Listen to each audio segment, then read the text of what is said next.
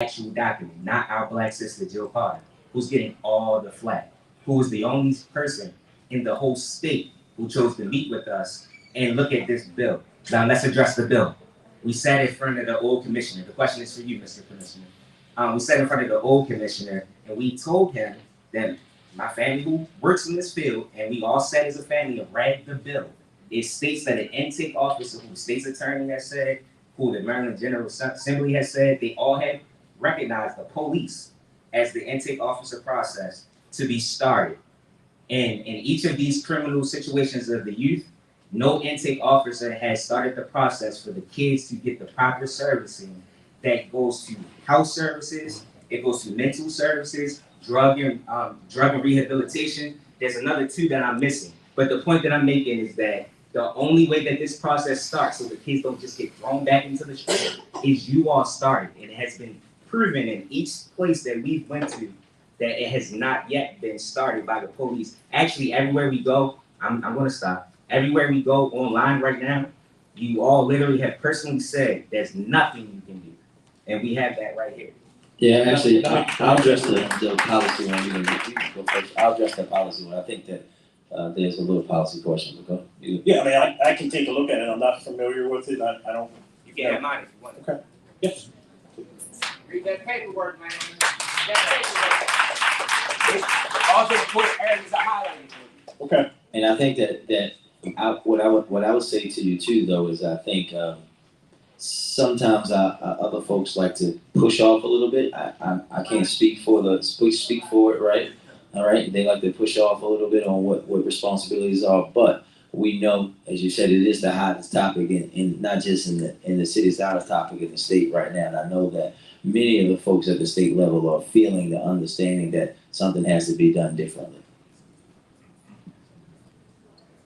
The question was the intake officer issue. Yeah, Yeah, no, I can take a look at it. I'm not familiar. But I'm pretty sure that the intake officer in this case would be where the arrestee is taken, which in our case would not be under us because the state runs the jail, but we'll follow up. If it is our people, we will do it.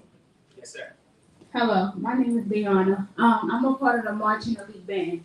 So we know your whole platform is really the youth. And yes, the concern of the Oliver Center was brought up. But the main concern is we got put out in the middle of Youth Works, a program that you made bigger so the kids can have somewhere to go. So it left a lot of us with nothing. So I'm from Park Heights, and now I live in Cherry Hill. Miss Rivera is over here. I used to be in her Safe Street program. And anytime something happened with the kids, she'll call me. Because over the last 2 years, my younger brother lost 15 of his closest homeboys to being killed. And it's like, Mr. Leader, he became like a father figure from when my brother seen him. And I just felt like y'all taking that center is taking away somewhere for the kids to go because most of the other bands, uniforms are $200 and then it's $100 registration fee. When we got it for Youth Works, we was in for free. And normally it's not that much money. So now they're taking away a free spot for the kids, but then everyone complaining kids are running the street and kids have guns. But if your friends constantly getting killed because they don't have nothing to do, you would expect the kid to carry a gun around with them. Yeah, I'm sorry for that.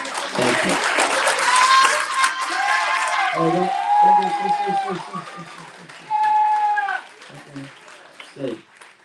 So first, thank you for being a part of Youth Works, and we're happy to expand it. I'll say this: it was my understanding, if it isn't, somebody will have to deal with me when I leave here today that they were finding a place or had found a place for you guys to relocate. If that didn't happen, then someone will be being disciplined for that, right? But also, what I will say is that the one thing you will always get from me is the thing, sometimes it's going to be hard, right? I could not, as mayor, once they let me know what was happening in the building as far as the conditions of the building, allow you or anyone else to go in there. Because if something happens with your health later on, all of us will be able to pay for that. But we will, if they haven't already, find another location for you guys to be in so that the great program can continue. That will happen. All right. Thank you.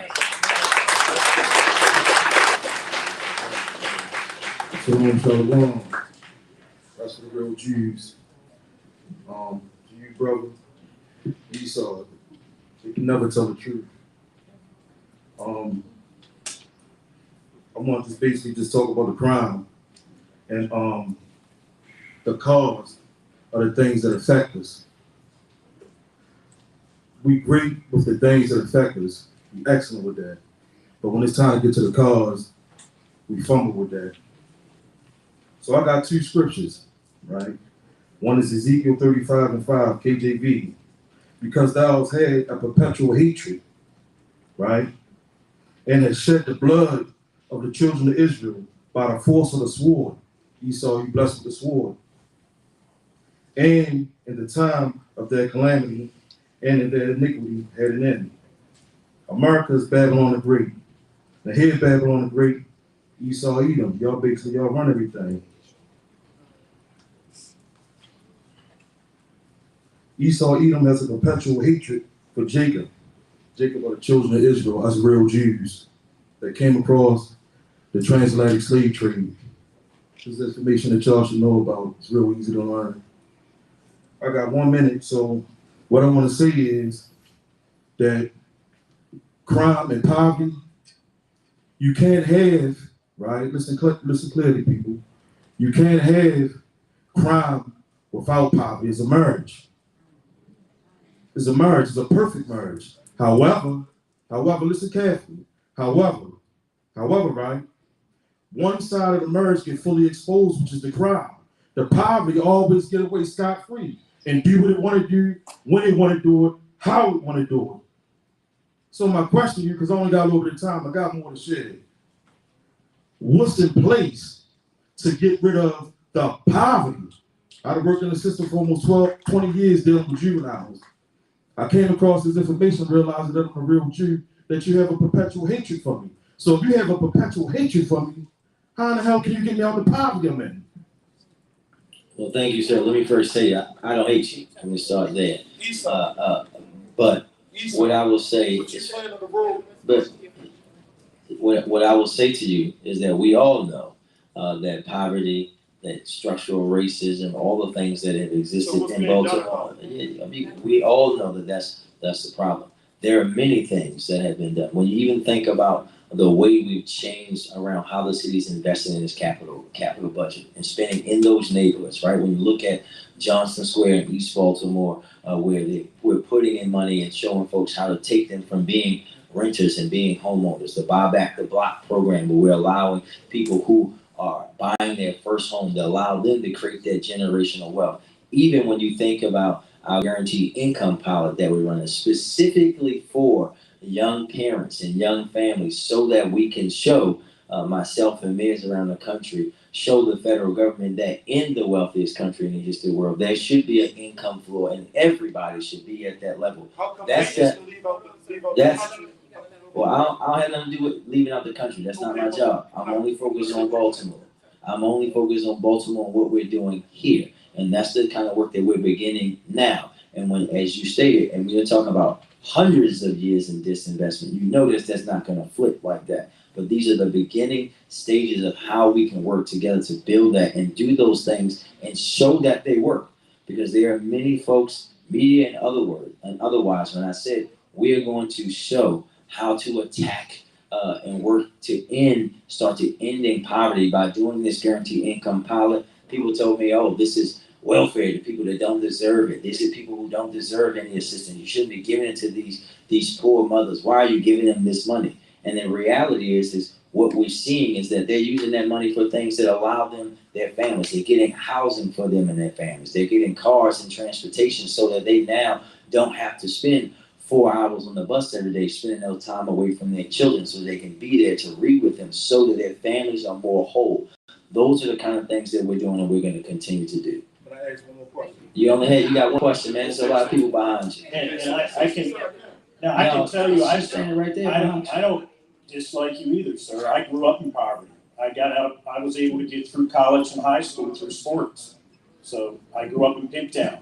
You lying like shit, man. You lied it out. I know that. Look at my history. Ms. Jones. Yes. Thank you, Mayor. And Worley. I've been at all these meetings, and not just these meetings, for the past 10 years since my brother Tyrone West was brutally executed, beat to death, murdered. in broad daylight. Kick, stomp, pepper spray, tased, murdered. And then the medical examiner's office covered it up and had to go into my pocketbook and get out 50,000, no GoFundMe, my own money. I'm a Baltimore City teacher, no money, but I had to get out 50,000 and have my brother's body examined to prove that he was murdered. And now that they're trying to look back into my brother's case, I'm just tired of everybody acting like they're so restricted on doing this and they're just passing the buck around. These are our lives at stake. Just like John Hopkins didn't want private policing, and you're pushing it on them any old way. You know, you're not listening to the people and what we want. And it seems like our babies are being attacked and targeted all over the news. Everything about the teenagers. Nobody's talking about the babies that went to school and were successful in the past couple of days. They don't never talk about that. But as soon as somebody get caught with a gun or doing something wrong, but they want to talk about that, but they don't want to talk about the corruption of these dirty officers. They're passing the buck. And the first cop that murdered my 117, Officer Ruiz, a known repeat violent offender that almost killed 6 people leading up to my brother being murdered on July 18, 2013. Disgusting. But he gets to go and marry Michelle Battle, a state prosecutor, and nothing was done. How is that not corruption? And last week when I got here, someone cut my tire.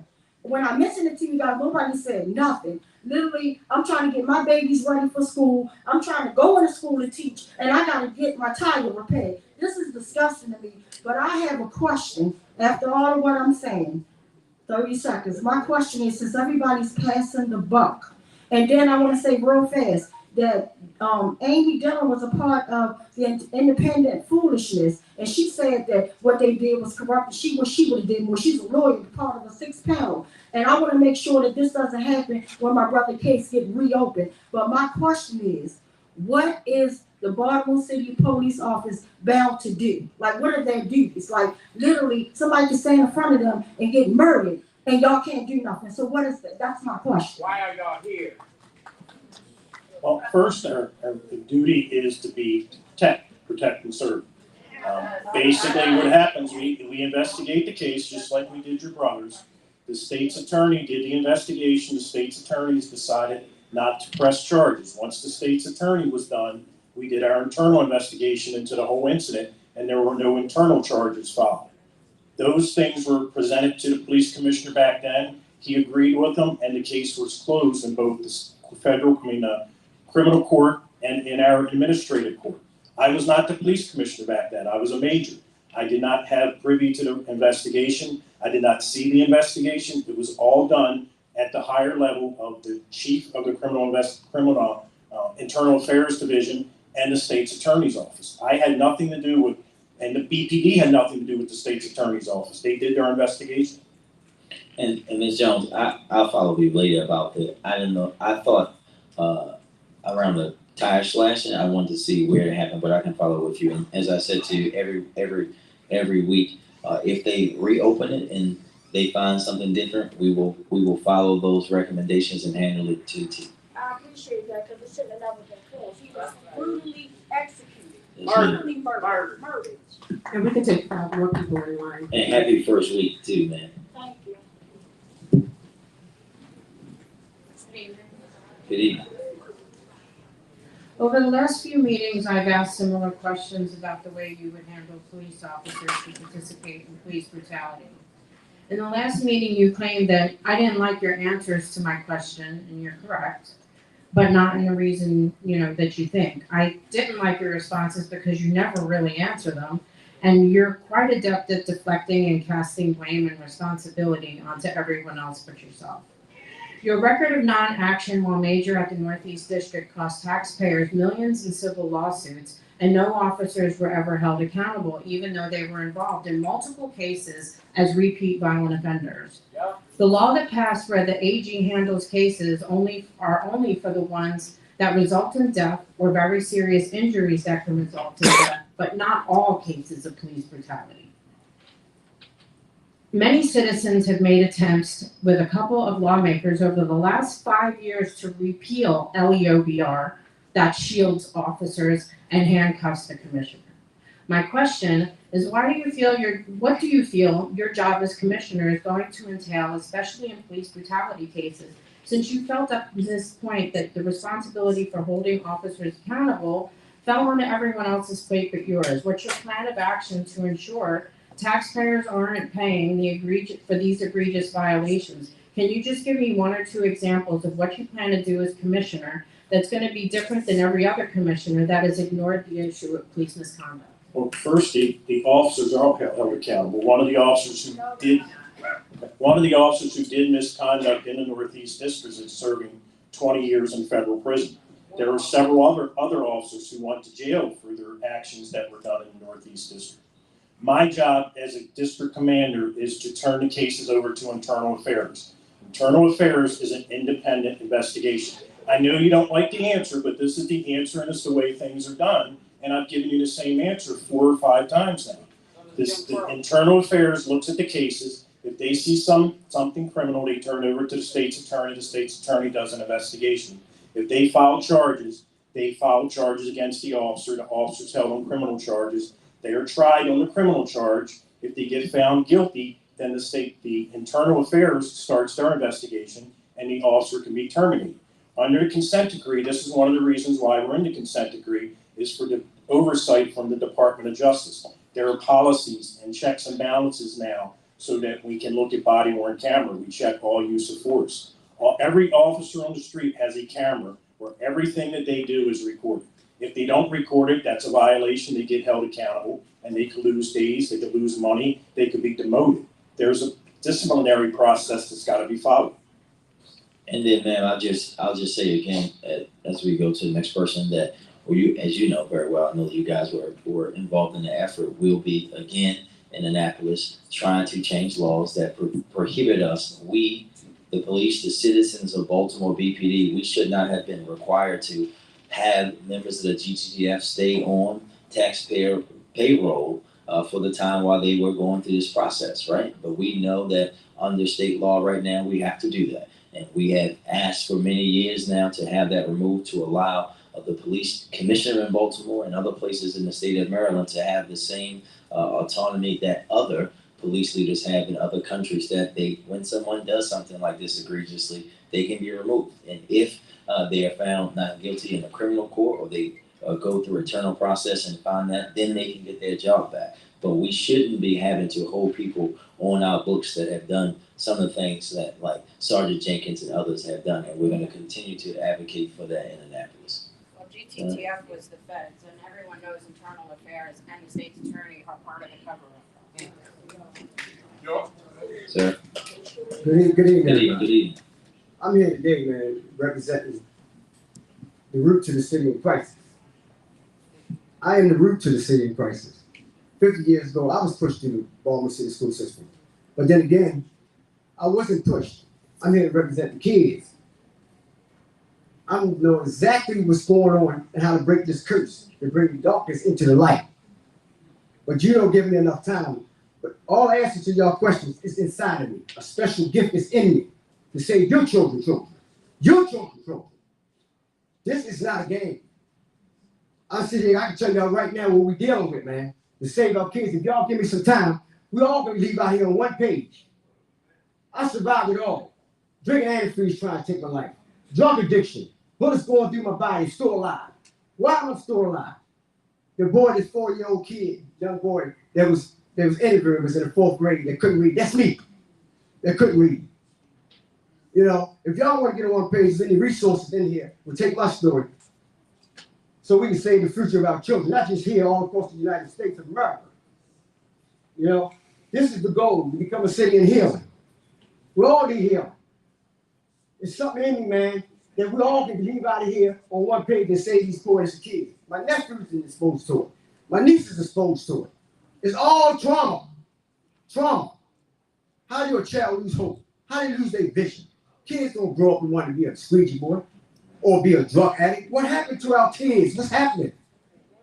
If anybody in here got a platform, boy, I got greatness in me.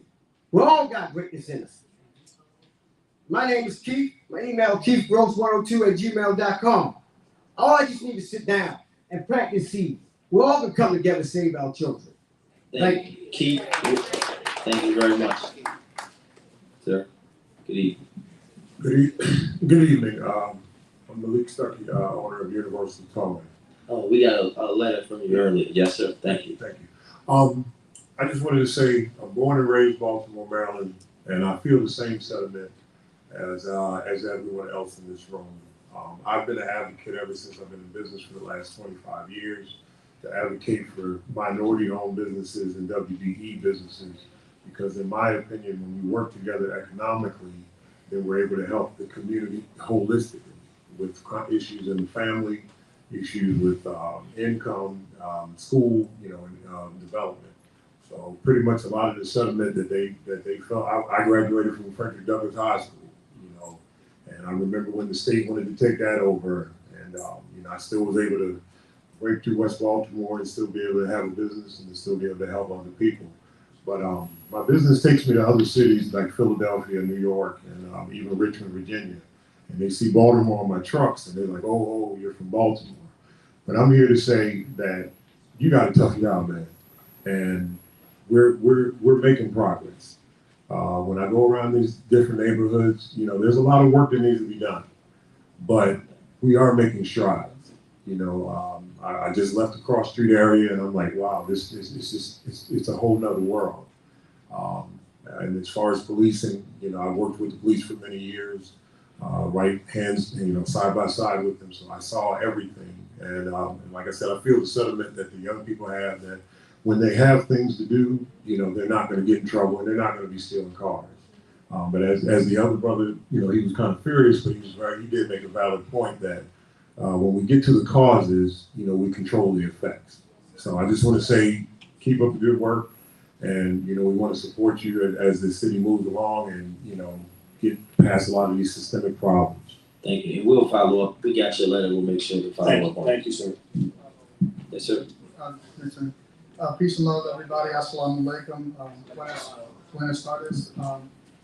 My name is Chaplain Loveless. I'm actually a volunteer with BPD in the community. I volunteer in the schools. I volunteer in the juvenile justice system.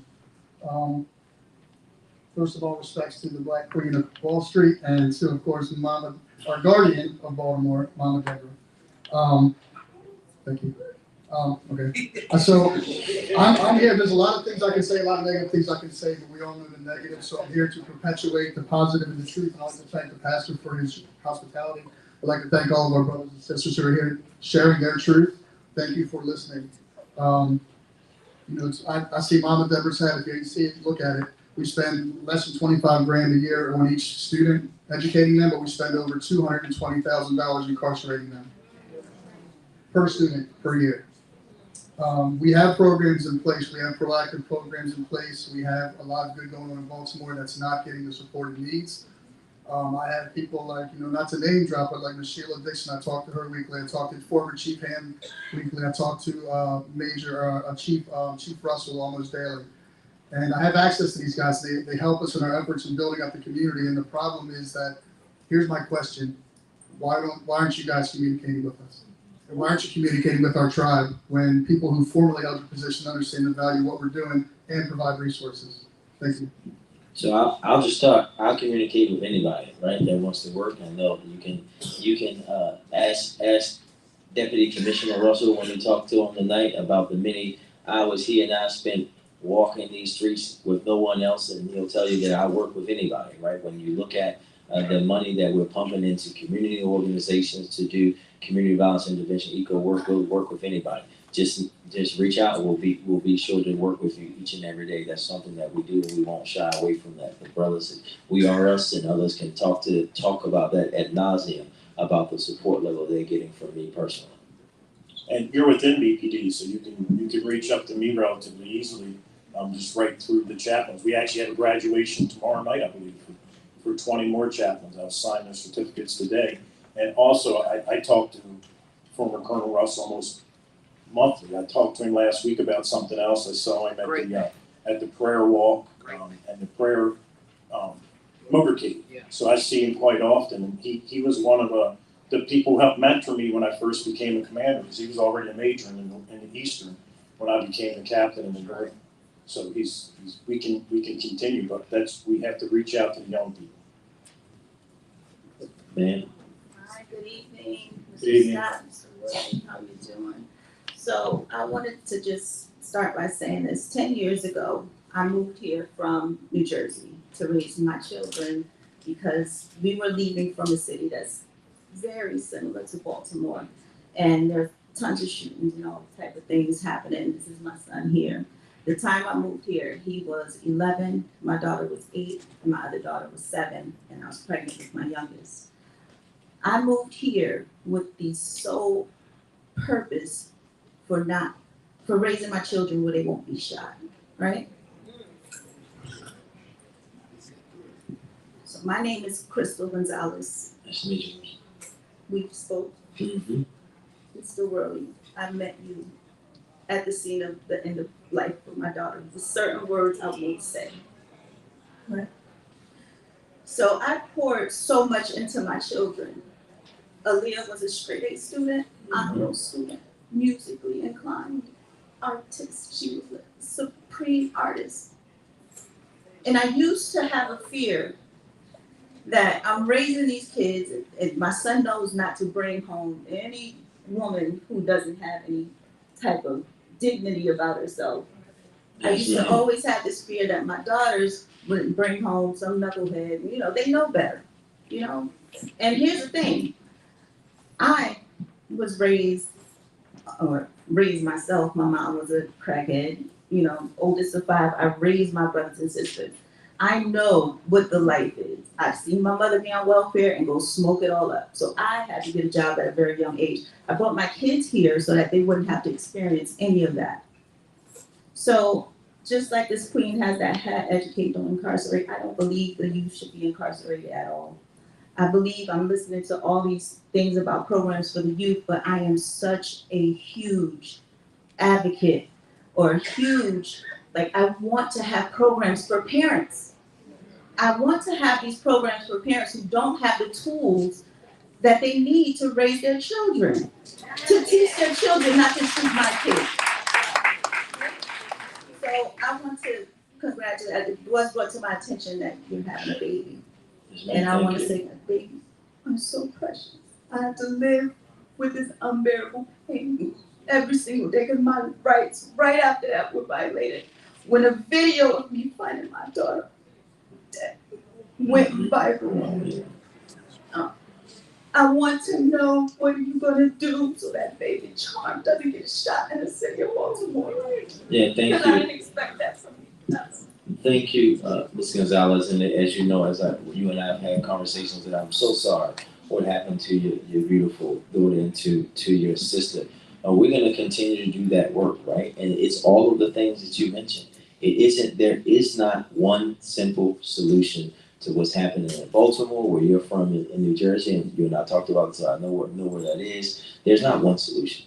We have to make sure that we're investing in these children's education in ways that we haven't for all of my lifetime. We have to make sure that their parents and their guardians have the opportunities and careers and the things needed to provide for them. We have to work around this addiction that we have, and the way that addiction and drugs has a hold on so many people in our city, right? A city that actually loses 3 times the amount of people to overdose than we even do to gun violence, right? And we very rarely even talk about that. We have to do that work of investing in those communities that have been disinvested to in many years. We have to hold people accountable that are using guns, no matter who they are, where they're bringing them from, holding gun stores, gun owners, gun manufacturers, gun users. All of those things are what we're going to continue to do to try to make sure that no one goes through that, right? And we have to build better people so that they don't resolve their conflicts in ways like the way that they did that night that your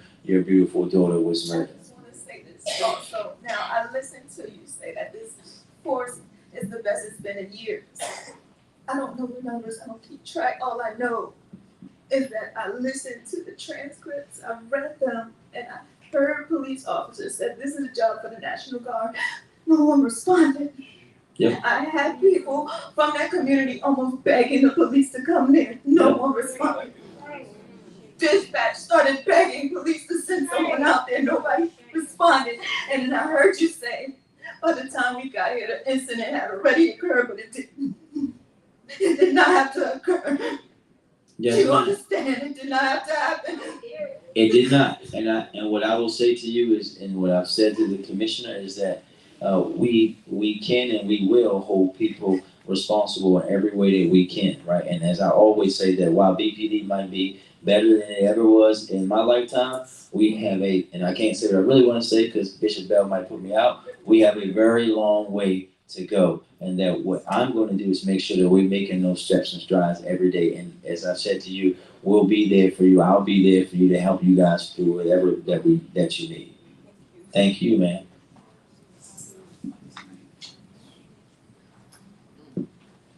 Hi, I'm Dan Hellerback. I'm a Northeast resident, longtime Northeast resident, and former school administrator in the city of Baltimore. I want to say how great it is to see so many community members out at these hearings, as town halls, and our representatives that came out tonight, because it does matter who our police commissioner is. And last time I was at the town hall, Mayor Scott, I tried to ask a question of interim Commissioner Worley, and I wasn't allowed to do that. And I'm a reflective person, so I took a week and was thinking about why you might be afraid to have him answer the question. It was a kind of almost a softball question about how you would change the culture of the police department. Probably some good BS answer, for lack of a better word, would have even,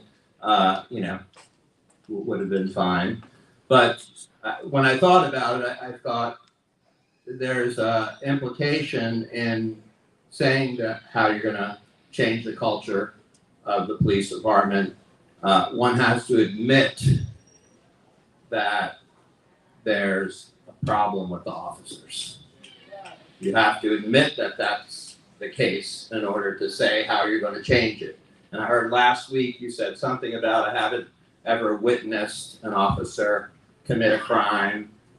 Tonight you said something about the fact that an officer is serving 20 years for their crime. Let's say, again, remind you that that's the feds that actually did that, not Baltimore City. Let's remember that.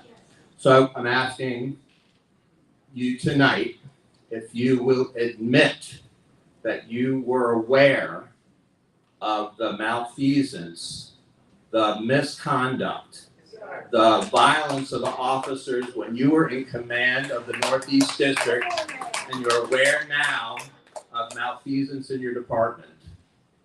I was not aware in the Northeast. You can believe me or not believe me. I was not aware of in the Northeast. What I can tell you is bad cops do not commit acts in front of good cops because they know we will not stand for it. Every time an officer did something wrong, they were charged administratively and it was taken up to internal affairs. That's my part of doing it. I will hold our members accountable. We are already in the reform process. The department has changed. The culture started changing when Commissioner Harrison got here 4 years ago. And we worked to change the culture from being a warrior, where we go in and occupy areas, to where we go in and we're guardians of areas. We handled behavioral crisis really bad 4 years ago. Now we're teaching our officers how to handle those. We're having social workers drive with our officers. We have a least intrusive use of force policy. We give warnings as opposed to citations. We do a lot of things a lot different than we did 4 years ago that is changing the culture. And we fired or terminated in lieu of, or resigned in lieu of termination, over 100 of officers over the last couple years, 4 years. So we are holding our men and women accountable. We have officers suspended every day for doing things wrong. And there's a process that they have to go through, and they're giving penalties, and we hold them accountable. And I will continue to hold them accountable as long as I'm the commissioner. So you're saying you will not admit you were aware of these atrocities that happened in Northeast? Well, I'm not going to admit to something I wasn't aware of. And Mr. Hellerbeck, I'll just say the only reason why you couldn't ask your question last week, you know I respect you more than that, was that you had your one, you asked me one, that was the way you chose, you asked him one tonight, it's just about the people behind you, so. Other people ask more. Thank you. But they had more than 2 minutes too. Yeah, starting with you, Shorty. Caroline Griffin, I am the former chair of the Mayor's Anti-Animal Abuse Advisory Commission. My question is for the acting commissioner. The police department has not had a full-time designated detective investigating animal cruelty for 3 years. And as a result, the number of investigations and charges filed has dropped. These are violent crimes that are connected to other violent crimes, and I was wondering, are you willing, if you are commissioner, to appoint a full-time detective, not part-time, a full-time detective to investigate cases of animal cruelty? We have one. We have a full-time detective now It's in not, this case. sir, it's a member of the Family Crimes Unit who, for obvious reasons, is involved with family crimes the vast majority of time. Last week, no time was spent on animal cruelty cases. We need a full-time designated. That's not the way it's supposed to be. He should be dedicated to animal abuse. So would you be willing Yes. to have someone Yes. full-time handling these cases? We'll follow up with. Yes. Sir? Good evening. Good evening. I'm here to raise concerns regarding prostitution. Hold on, everybody. Shh. We can go ahead, sir. Yes, I'm here to raise concerns regarding prostitution and solicitation in residential neighborhoods. I live on the 23rd, between the 23rd and 2400 block of Guilford, and that is a commonly known, high activity area for that. My fellow community members and I, we've been in contact with your office, Mayor Scott. We've been in contact with BPD. We've engaged Councilman Strokes. I've been in contact with both Representative Boyce and Embry. Haven't talked to Congressman Fumi about it yet, but there should be no excuse for you guys to say that you're not aware of this problem. So my question is, what is BPD and the city office doing to combat this problem? Because what irks me the most is that this isn't tolerated in other neighborhoods, so why should it be tolerated in mine? Like, you don't see this in Roland Park, you don't see it in Canton, you don't see it in Fells Point, so why is it okay to do that in my neighborhood? Yeah, I can answer that. We aren't making prostitution arrests anywhere in the city. We are working with the state's attorneys because, as you probably know, a lot of these sex workers are involved in human trafficking and other issues. So we're working together with the state's attorney to come up with a diversion program, because we can continue to lock up the same sex workers over and over. And if we don't get them help to get out of their drug addiction or their sex work, if we don't give them help, they're just going to continue to go out there and recidivate. And so arresting them and putting them in jail isn't the answer. Diversion and giving them opportunities to get out of that practice is the answer. But one way we can start to do things is to pull over the vehicles who are soliciting the sex workers. So if we start doing those things, we did it in that area when I was a captain. We had a very successful program where we started pulling over vehicles down there. And if you notice, we even went to the point where there are certain traffic patterns down there where those traffic patterns were put in place because the Johns were cruising the area. Yeah. So it's an easy car stop for the officer if they make certain turns. There's more traffic at that intersection between 2 and 3 a.m. at night than there is 2 to 3 p.m. So once again, you guys are on the record today. I bet you next year this is still going to be an issue, and I will be here to address those concerns again until you guys do something. So what we'll say, sir, is that, listen, I don't know how long you've lived there, but 6 years. 6 years there's been prostitution on Guilford Avenue for 66 years. So we'll start there. But what you also hear from us today is that we're going to continue to work in a complete and comprehensive way to deal with that, right? Because we know that we have to make sure that we're dealing with, they call them Johns, dealing with Johns dealing with the folks who are dealing with sex work in a different way. The state's attorney and my office actually have been working on creating this, so we have this new partnership around the diversion and how we can do that. We actually had this same conversation with the gentleman from Allentown, Canton, the other day, because that's a neighborhood where they have a very, very deep problem around the Allentown and the Canton area, and they're gonna continue to work with us on how to identify those folks, and we'll be doing that across the city, not just in any neighborhood. If it's Garrison Boulevard, if it's Guilford Avenue, if it's in Highland Avenue, wherever it is, this is where we're gonna be doing. I appreciate it. My name is CJ. I live in the 3rd District, Ryan Dorsey's district, whom I must say is absolutely worthless. I've written him multiple times. It's a hit or miss, Mr. Mayor, I'm gonna get back to you. But my concern is the Eagle Mark on Northern Parkway. And McLean. In McLean. I've written him, the first thing he says in this paragraph, we know it's a problem, it's been a long-standing problem, no solutions. The cops, they sit there in their car and that's all they do. That's all they do. Let me say this, almost a year ago this month, you had a meeting with the previous commissioner. The U.S. attorney was there. It was in East Baltimore. Oh, yes, sir. Right. And the same day, several people were shot in Park Heights. Yep. I was at that meeting. I'm driving up Park Heights. I didn't know exactly where the shooting was. I see all the white shirts. I saw the commissioner there. I was directed, so I had to go on Pimlico. Mm-hmm. I'm sitting on Pimlico and Worley at the stop sign. I'm watching drug deals go down. There's a cop parked. His car is facing south. The drug deals are going down.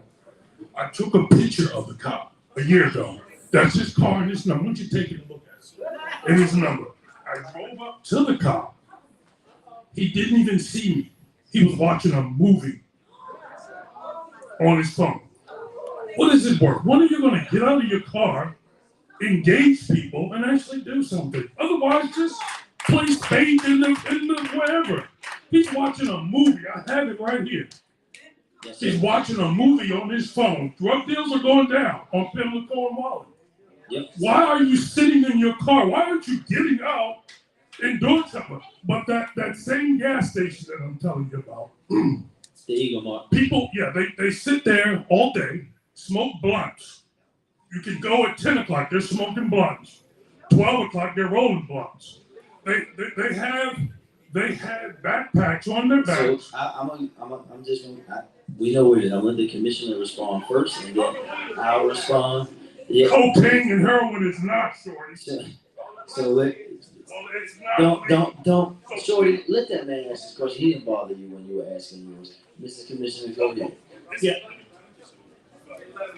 Yes, sir. Your command. Actually, I thought I saw your major here somewhere. Is that Johnson? No, you got it. It's Major Amy. He's here. I thought he was here somewhere. But what we can do is first of all, the officers need to get out of the car. I agree with that. That's part of the initiative for the foot patrol. We want them to park their cars. We want to get out of the car because even if they are standing around the Eagle Mark, if the officer walks up and just starts talking to them, they're not going to stand around Eagle Mark too much. And if the Eagle Mark is complicit in allowing the activity, we can do a padlock law on the Eagle Mark. We started that when I was in the Northeast, but then we didn't have enough evidence to close the mark. We worked with the owners and they made some changes. So that's what the district commander can do.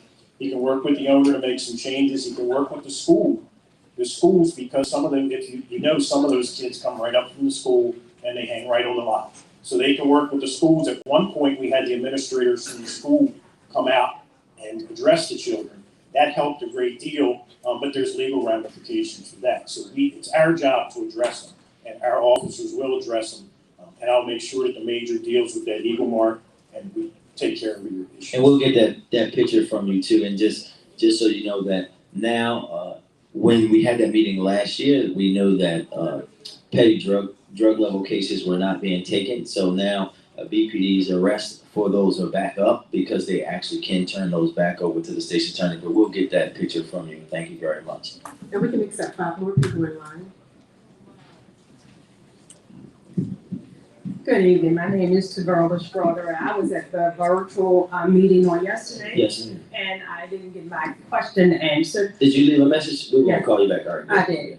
But my family is here and we have been lobbying with the General Assembly down in Annapolis for the House Bill 459 for the juvenile reform and had not had been successful. The Senate passed it, went to the House, as my nephew said, Luke Clippinger didn't present it before the House, and so therefore that amended bill for some changes in the juvenile reform to allow all of the children, regardless of the age, to have an assessment to determine whether or not they should be able to have some services, whatever that services is.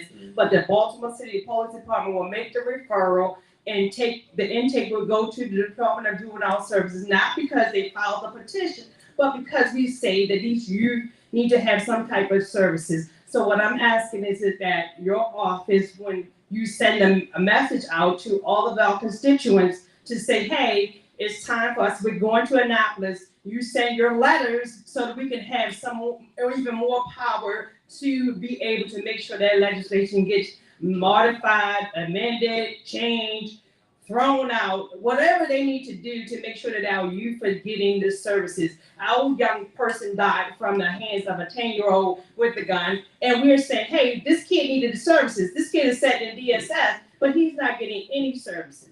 Thank you. So I'll just say, we in church, so I'll just say amen to what you just said. We will, as we always do, push out for when they having stuff. They're going to be having things about this next month, but when the session comes out, we'll be sure. And I know you guys met with Senator Carter, so you know that she'll be actually doing that. And for those who don't know, I know that my representatives that are here from the 45th District do that.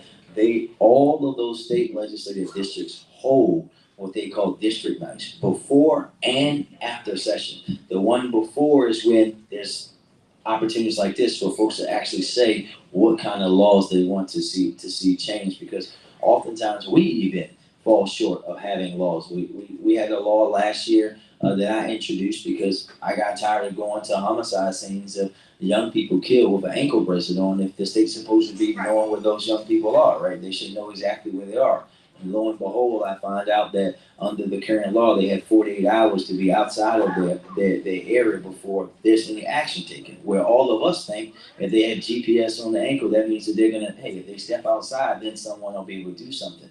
Unfortunately, we had the opposite. We had it pass the House and die in the Senate this year, and we've been working with the governor and others. But we know that we have to do many changes. And what I'll say that you said speaks the most to me, because we have this even we saw this with a young person that we arrested for some robberies where he was deemed mentally unfit to stand trial. And myself, the commissioner, and everyone else was like, well, you just can't send him home. You need to send them home and have some service for them and their families. And we have to work with and push our state partners to build that so that happens, so that no one goes through what your family went through. Yes, we're happy that the state's attorney charged the grandmother, right? But we know that there's another young person that clearly doesn't need help, that needs help so that he can be reformed as well. So thank you.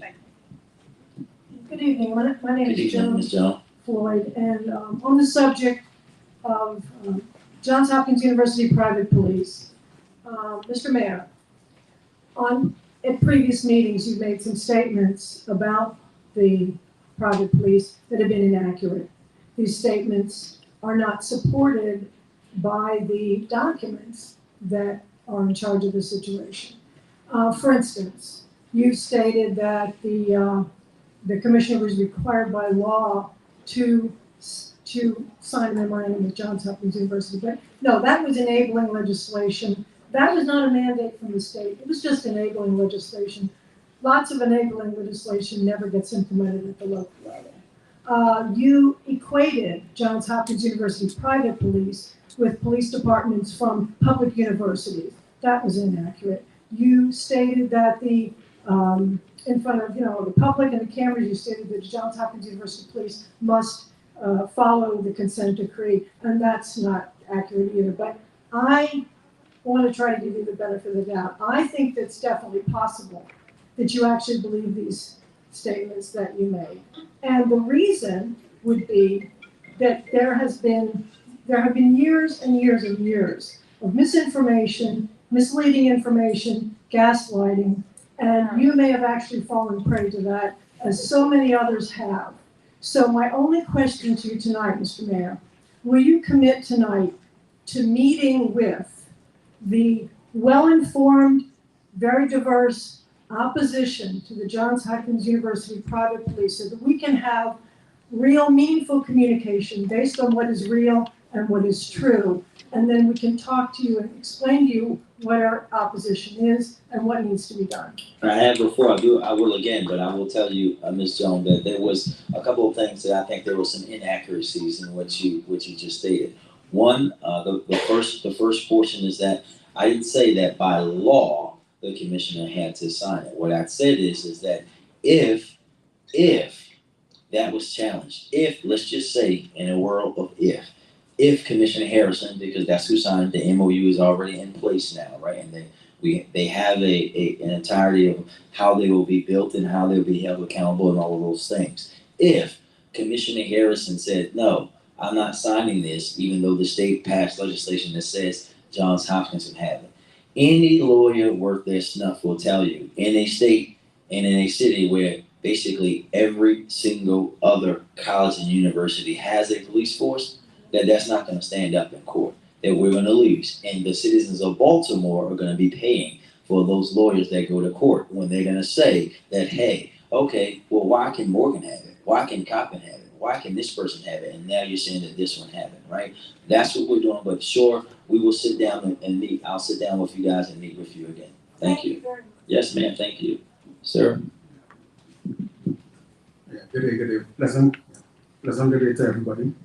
To the mayor and the commissioner and everybody again. All right, I came from Trinidad and Tobago with my family.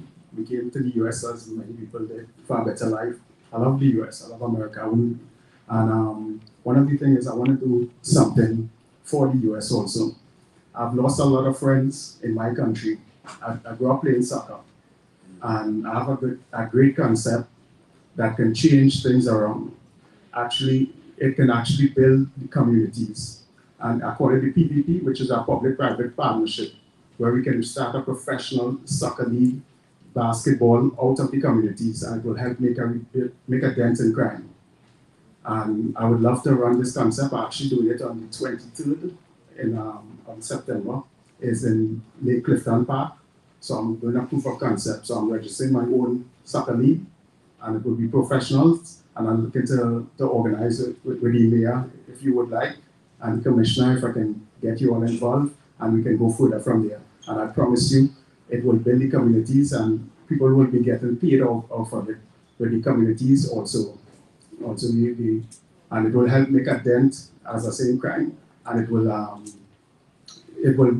take a burden off of the government purse. For I know you guys trying, and it is just so much you all can do. So it take a collective effort.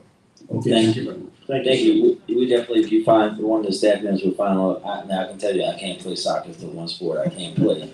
But we know that many people, especially in that location, anyone that has visited Northeast Baltimore and said they know how deep the culture is of soccer right there. Man? Yes, hi, hey, Mayor, how you doing, and Dr. Commissioner. I'm glad you guys are having these charrettes around Baltimore City because it's greatly needed, and I'm hoping whoever's Crown Commissioner continues to maybe have the quarterly meetings with the community so that you can hear from the community. And I see that in the Black Butterfly, it seems like we all are having a lot of the similar incidents. When a young lady was talking about being kicked out of her place where they were rehearsing, we were kicked out of our community center by the Housing Authority of Baltimore City. And I think that they need to also bear some of the blame for what happened in Brooklyn, and it should not be all placed on the police department as well. My question is about redistricting. The consent decree said that they didn't address redistricting because we hadn't did it in decades, so they didn't address it. Since 1959, to be exact. Right, and in our community, we're on the corner of Martin Luther King and Franklin. And so across the street from us is the Central District. and 1 block from us is Southwest. But we are Western District now. And so because of the way that everything's cut up, if something happens directly across the street from us in the Central District, we have no way of knowing it. And it's more important for us to know what's going on right across from us than it is on Monroe Street, which is a mile away from us. And so we want to know how in the world can we get that type of information so that we can assess the safety of our community and our community members. Yeah, we can get the commanders from all 3 districts to send you the information. Basically, they send it out some of them on a daily, some of them on a weekly basis. But we also put out tweets and we put out text messages when we have a shooting or something like that. But redistricting was done. This was something Mayor Scott was talking about when he was the council person, maybe even before that, and when we were in the Northeast, because the Northeast was so big. So redistricting, what it did is equated the amount of calls that each district and each post has. So instead of 1 district like the Northeast having 25% of the community of the city live in 1 district, it's now a lot smaller. All the districts are close in size, close in call volume, and the postcards, which drive your neighborhood, those are all divided so that they have an equal workload. It's going to give them more time for free time to walk foot and do other things. Mayor, can you address how you're going to assess the success of redistricting? Yeah, thank you. And I think that, thank you. We're actually in, like, we haven't even been 2 months into the new districts, right? So we're going into our 2nd month of redistricting. And what we did, just for a little historical knowledge for everyone, as I said earlier, Baltimore police hadn't redistricted the police district since 1959. Just happened to be the year my dad was born.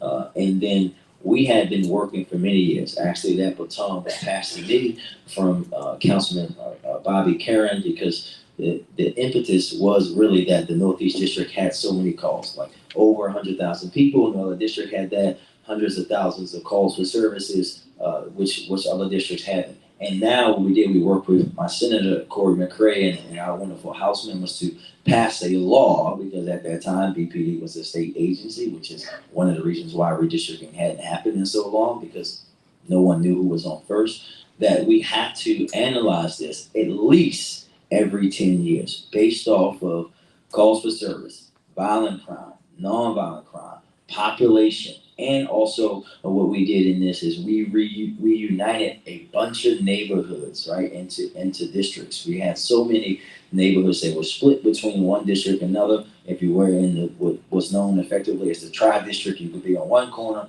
and 1 district, 1 corner another, 1 corner another, right? We had to make those things happen. And what we'll be doing is looking at how that call volume is spread upon the city, how the violence and all these things are spread around the city, and what we're seeing as we go through time, so that we're being informed when it's time for us to do redistricting again, the same way that we have to do for our council districts, for our state legislative districts, for our congressional districts. We'll be doing it consistently and not waiting 60-something years to do it again. So we have to wait 10 years. So no, you do not. At bare minimum, that's when the process has to happen. We can do it before then, and we'll be analyzing. Yeah, our goal is to look at it for 6 months to a year, look at the data and see if we need to adjust it. And those adjustments, like the first rendition that just started, go out to public comment. You have a right to comment. So if things need to be done, where you think something needs to be changed, we get your input. And then we look at the call volume, and we look at the crime and everything else. Because we can change it now. We've learned, we've done it. So it wasn't as daunting of a task as we thought it was. It took a while. It took several months, but we can do it now. We know we can do it right. Desiree. Good evening, everybody.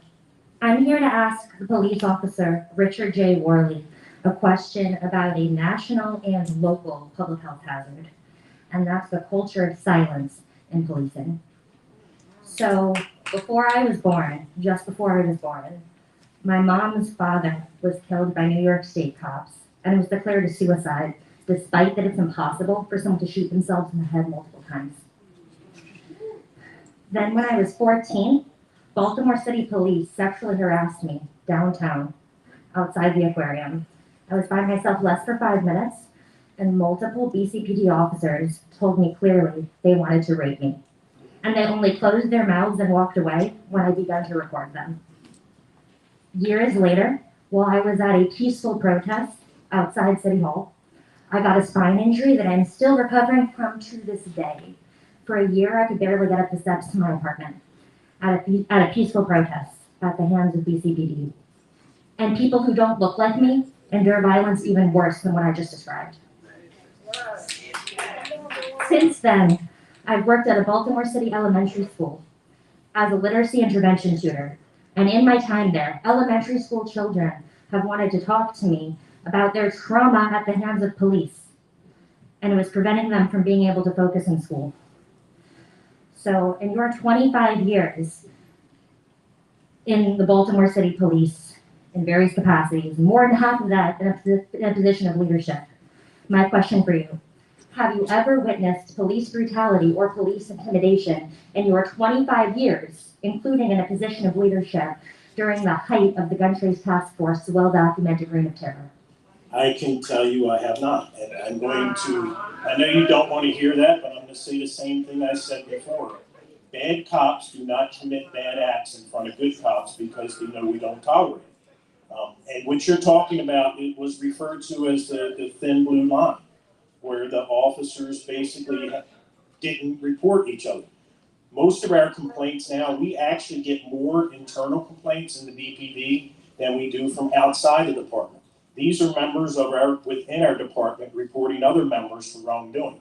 That's part of the culture that we've changed, where there is no more thin blue line. We have, in the past, what would happen is if an officer basically filed charges against another officer, they would be retaliated against by different officers. There's a policy now that we have against retaliation. If someone makes a complaint and we find that another officer retaliates against that officer for the complaint, that officer who did the retaliation is going to be held accountable and punished more than the officer who filed the complaint. So those are things that we've changed. This is all part of the reform process. It's part of the Public Integrity Bureau being fully staffed with investigators to investigate these cases and to get the cases done quickly and to get them to further authority. If we have to prosecute them federally or with the state's attorney, we will do that. But those kind of behaviors that were tolerated in the past will not be tolerated. Thank you. 25 Thank you, ma'am. You've never seen police brutality or police. Ma'am, thank you. He's already answered the question, and this young lady's patiently waiting behind you. And I'm so sorry. You're on the record. Thank you. You were in a position of power. Ma'am, can you just come on up and start asking your question, sweetheart? Just come on. Just come on. Come on and ask your question. Go ahead. Okay. Good evening, everyone. My name is Shaneva Simpson. I am the captain of the Marching Elite Dance Team. I am 16 years of age. I attend Western High School, and I've lived in the Bel Air Road, Edison, for the majority of my life. Daily, we receive requests to come support Baltimore City agencies, churches, and community organizations for their causes and events, but now we are unable to. They are confused and angered that from all the city's priorities, our band with 70+ teams were evicted with no recourse, forced to spend the last 2 weeks of our Youth First program outside with shortened days, and the only advisement we received was to send our workers home. Considering all that's going on in the city, especially with teens, do you think that is a reasonable solution? It was a priority of you, Mayor Scott, to keep us safe by funding these youth programs. But somehow, our organization, with more teams than any program in Oliver, is just put on the sidewalk. My band has played and took pictures alongside you for events that you've held. Now we are unable to. In no way, shape, or form am I blaming you for what happened in the Oliver Center. But we are here now. We are asking for you to see a situation happening under your authority and cause action in helping us uphold a building. Do you have the power to do so? And will you do what is needed to keep the youth safe and connected, starting with my band? Absolutely. And as I said to your fellow we will find you where you are home. I know that my team is probably already scaring because they know nothing will get my fear and my theory than them not doing what they should do for our young people. And And it was my understanding that they were working to find you guys a home, because that was my first and only instruction when they said that this is what's happening. They said, well, people have to have somewhere to go. So we'll be addressing that, and we will get you guys a home so that you can get back to practicing as you do. And thank you guys for what you do for us. Yes, sir, young brother. Good evening, everyone. My name is Kevin Washington. I'm 17 years old. And for my last year of high school, I'm currently attending the Reach Partnership High School. And I'm also here representing the band also. The money we fundraise and the money given to us so we can stay away from crime now has to go to us finding a building for all of us. So now more of us teens are on the streets, and the fundraising money will now go to rent a practice and rehearsal space and keeping the band free and bringing in more teens as we did before. I had the honor of meeting you at the Baltimore Brothers graduation where I was one of the graduates, and I shook your hand. I spent a lot of time in the Oliver Center, and I have seen you there on multiple occasions. And how could you come in the building? And I have seen that the problems that the building was facing sooner. Knowing the tragedy of Brooklyn homes, was it really smart for you to put us teens out on the streets? Not only do we not have a practice space, but we also lost a place that we call home. Now, my question for you, Mr. Scott, how hard are you willing to go for programs like mine that need the financial support? As hard as necessary. And I think that actually the issues about the building came to me from folks when I was visiting. And I don't remember it was with Cap and BMO Brothers or the folks at the Oliver Center or Alpha Justice who raised it with us after one of my visits. So that's part of the reason why. And as I said earlier, we're going to find you guys a home and work with you as we always do. But I also am always going to have the blunt and honest, open conversation with you that I wouldn't be any type of man to allow you or anybody else to go back into that building that, quite frankly, this should have been done 20 years ago when I was around your age, and not waiting until now to have that done. Thank you, Ms. Scott. How you doing? My name is Amari.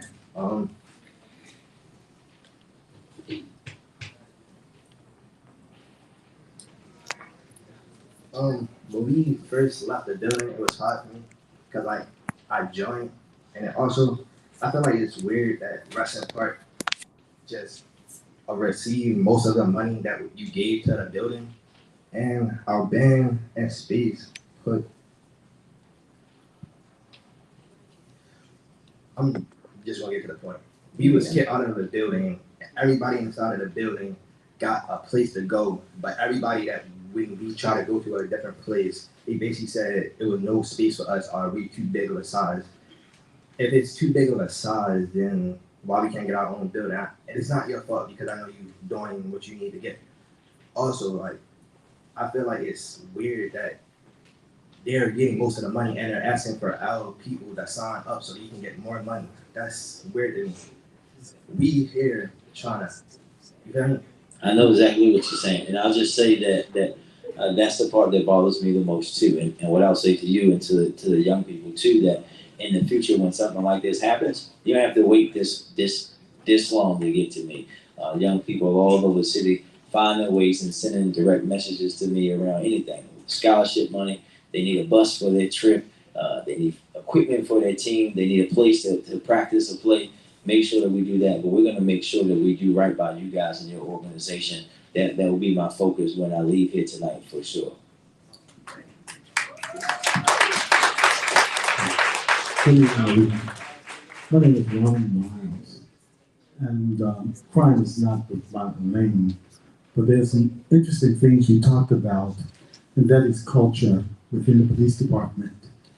And again, how we can prevent crime is that we've lost culture within our communities. Our neighbors do not talk to each other anymore. Each neighborhood are in silos. We look at our city departments, we're also in silos. We cannot keep up with all this stuff going on all the time. And I would also like to say, and I'm very much a supporter of Baltimore Elite. I tell you, they help me out a lot, and I try helping them. I help them, I ain't try. But anyway, what I'm dealing with also is that throughout the summer, we are now pouring money into the Department of Recreation and Parks. But what we haven't done is assessed exactly how they are operating. I can stand at NAF and Dunbar, where the children come out of the school, stand in front of the building when Chickwell Rec Center was open. I've also It will be again, as you know. Oh, yeah. Let's going to get it. So the other part of that goes as far as the Chickwell Center and how national it is. But we have proposed, and what I think is going to be really important, is that we won't just talk about recreation, but we need to talk about an intergenerational center, a health and wellness and education center.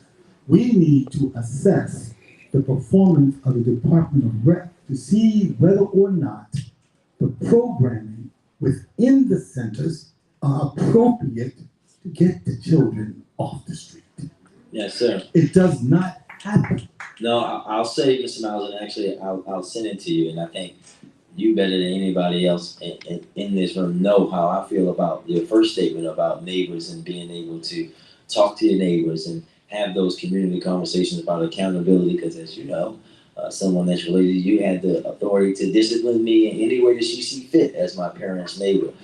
But I think that we are going through this process with Recreation and Parks. Actually, we're pushing it out. I'll make sure I'll send it to you later, asking for community feedback specifically around that as we envision. Because for me, yes, I know that Rec and Parks has been just desolate for money for many years, but me pouring a whole bunch of money at it is not the sole solution. We have to create the specific type of program that the young people want, and we have to, our older adults want, and this is how, when we're looking at these centers, not just Chickwell, but like Middle Branch and Cherry Hill, we create a facility where it can be multi-generational, right? And then now we have to program it as such. And we're gonna be reaching out to community members and other folks like yourself to build that up so that we can hold the department accountable for their action, not just for young people, but for everybody. However, I will say that what I've been doing, and I know the commissioner knows this because I pushed this on the police department a lot too, is pulling back and knocking down those silos between agencies, right? When you think about, because you were talking about young people, when you think about the stuff that we did this summer with the Be More Summer campaign, right? That was the Mayor's Office of Children and Family Success, city schools, Rec and Parks, BPD, school police in some instances helping out with the security for the pool parties, all these agencies working together. The same thing that we do when we're talking about cleaning and clean status, not just DPW anymore, right? BPD has a responsibility. When officers are driving around and they see trash dump, they should be letting us know so that those agencies can work together to clean it up. Housing, everybody has to work together, and we've been doing that. Actually, the commissioner and I did that when I was a councilman and he was just a district commander. Sorry, Miss Rita, infamously in Northeast Baltimore, we actually organized at the community's behest, organized things with all agencies that come out from the health department and others, where we discovered many food violations and things like that that we're able to work on together. And now we're pushing that on all of the agencies to do that. And just because you can get me anytime, and there's 3 more people, and Bishop is gonna kick me out of here in a few minutes, but I just gotta let this young lady ask her question.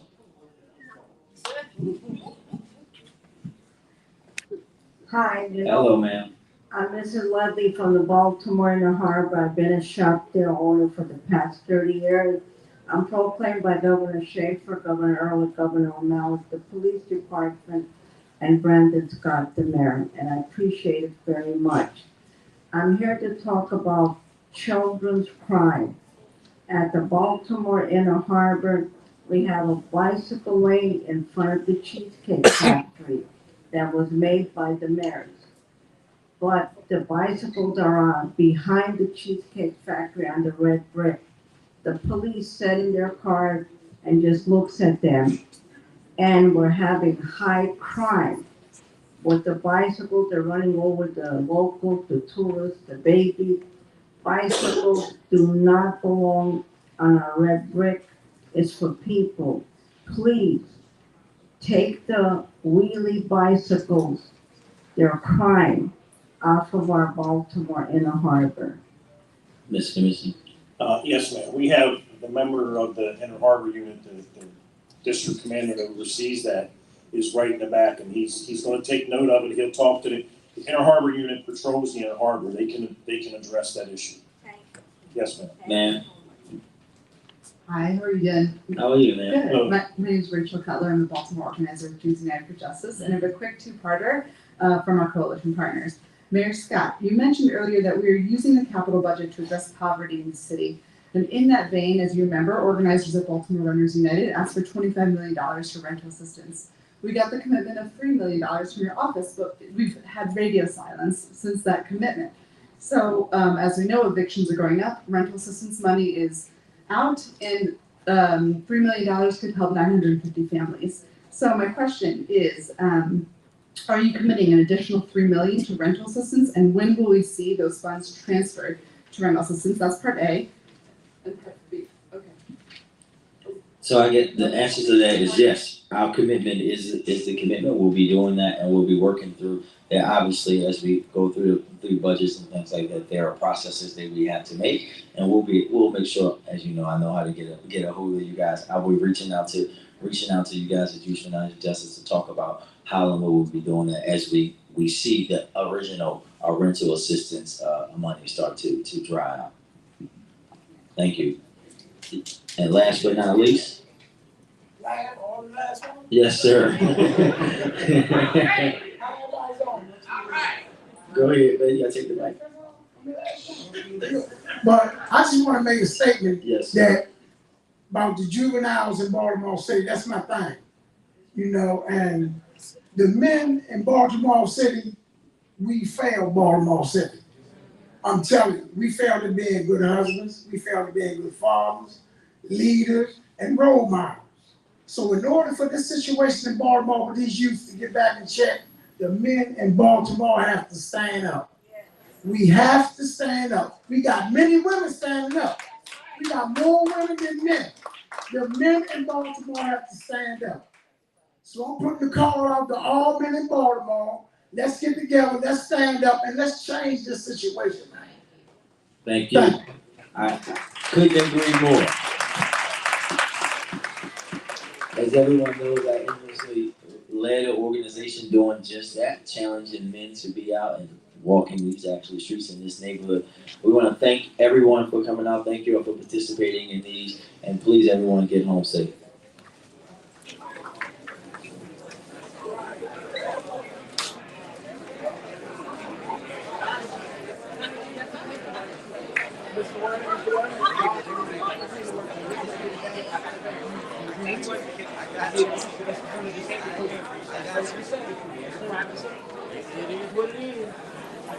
You know I'm gonna be on your heels.